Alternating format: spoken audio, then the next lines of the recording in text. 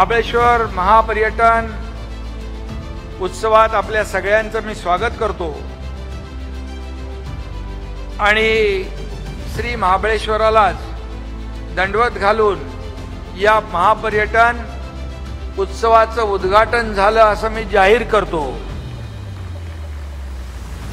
खरं म्हणजे महाबळेश्वर म्हणजे आपलं आराध्य दैवत छत्रपती शिवाजी महाराजांचं दैवत, त्यांच्या पदस्पर्शाने पावन झालेली ही भूमी आहे आणि म्हणून त्यांच्या शिवभक्तीचा सुगंध इथल्या डोंगरदऱ्यात आजही दरवळतोय आणि म्हणून तो सुगंध